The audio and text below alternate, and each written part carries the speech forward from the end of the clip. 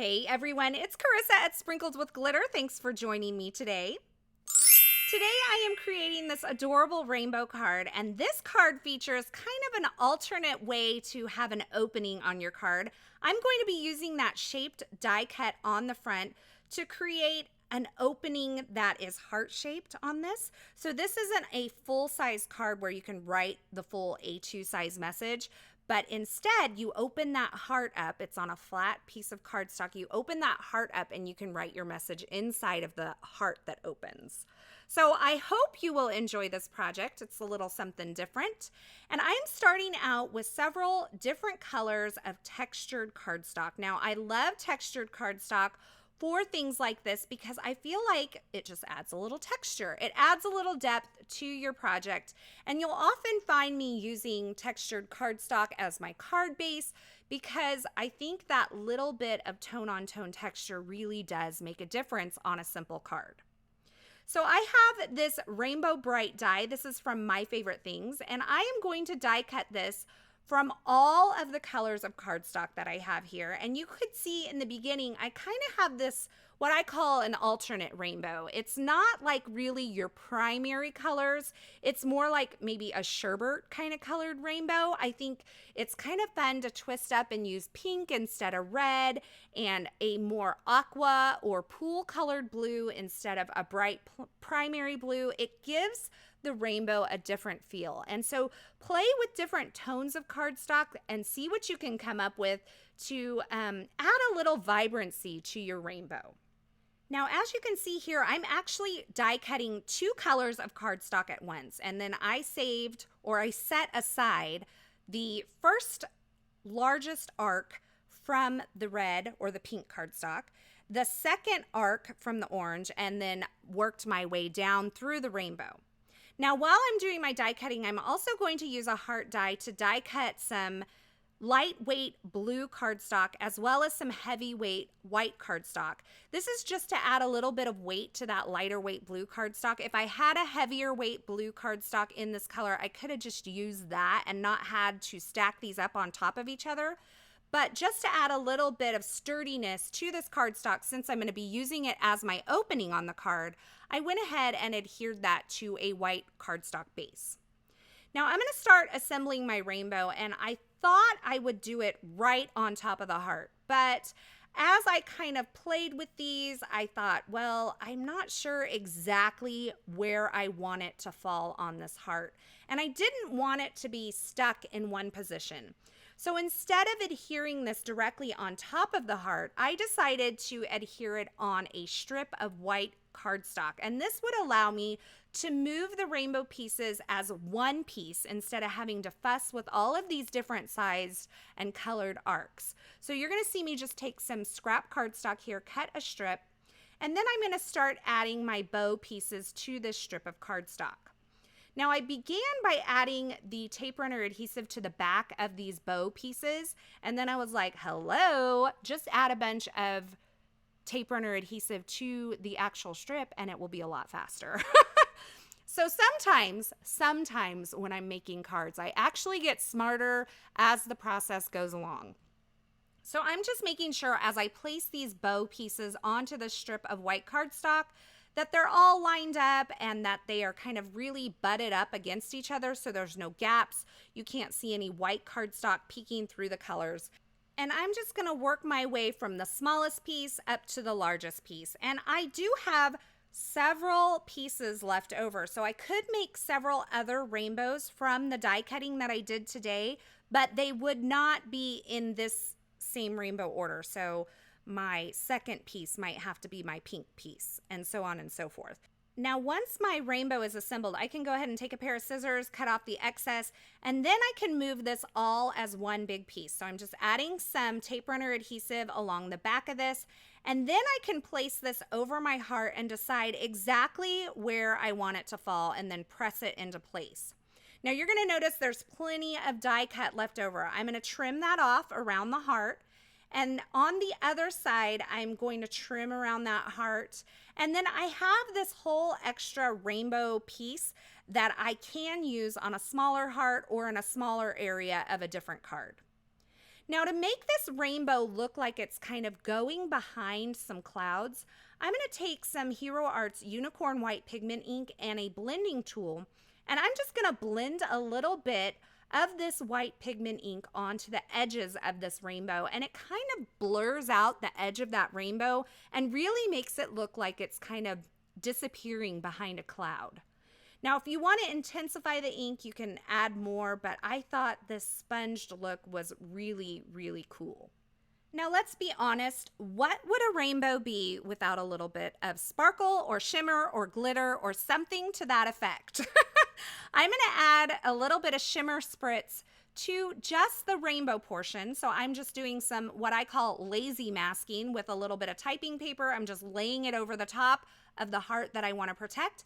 And then I'm going to take this Sukanyeko shimmer spritz. I'm going to give it a good shake so that all the sparkle pigment is worked into the liquid portion of this spray. And then I'm going to spray my heart, and I will heat set that just to make sure that it's good and dry and I'm not smudging anything. Now for my sentiment, I am using this Hello die from My Favorite Things.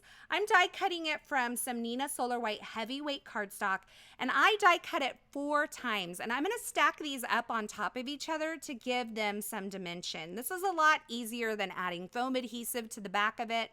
It does take a little bit of time, but it's not too bad.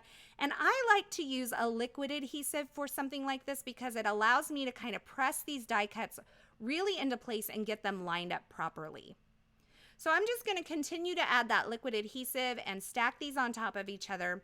And then I'm going to take that entire stack of die cuts and I am going to add some liquid adhesive to the back of that and add it to the shadow piece that I have die cut from some vellum. And this shadow piece comes along with the sentiment die, and it's a great way to add a little bit of oomph to this die. And I think when you die cut it from vellum, it's just enough to kind of help it set, like to give it a little offset, but not take too much away from your card.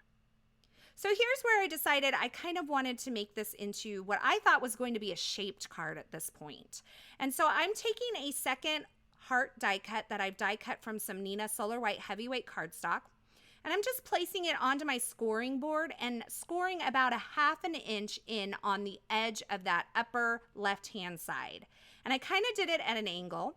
And once I have that score line in place, I'm going to take some really sticky tape and I'm going to add it just to the outside of that score line. So you can see it's just on the outside portion of that score line. This is where the 2 die cuts are going to adhere together and make a what would be considered a shaped card at this point. So once I remove the backer from that, I put those together. I now have a heart-shaped card that I could leave as it is, but I am going to step it up just a little bit. Now, before I add this to a base, I'm going to actually go ahead and add my die cut sentiment. And I did use a little bit of foam adhesive strips behind that. And I'm just lining it up the way I want it. I do want this heart kind of at that angle on my card front. So that's why I have it turned at the angle in order to adhere my sentiment. Now I have some pattern paper. This is actually from the stamp market. And I am adhering that pattern paper onto a 1/4 sheet of Neenah Solar White Heavyweight Cardstock. So it measures 4 1/4 by 5.5 inches. It is not a folding card base. It's just a flat piece of cardstock. So that pattern paper is laying flat on top of a flat piece of cardstock. Then I added some foam adhesive behind my heart shape, and I allowed that folding portion to hang off of the edge of this base that I've created. Now, if I would have taken this heart and put it right in the center of this cardstock, that hinge mechanism would be impeded by the base itself. So I did allow that folding piece to kind of hang off, and it's kind of a fun, different effect for the card anyway. If you wanted this to fit in a standard A2 size envelope, you could just trim the base down a little bit. Now I've gone ahead and created a little supporting sentiment from the Rainbow Greetings stamp set. This is from last month's My Favorite Things release. I just went ahead and gold heat embossed that on a strip of vellum, and now I'm kind of tucking this between that stack of white die cut sentiments and the vellum shadow that I created. I'm just using a little glue for that, and I'm pressing that into place, and then it's just going to kind of hover over that heart shape.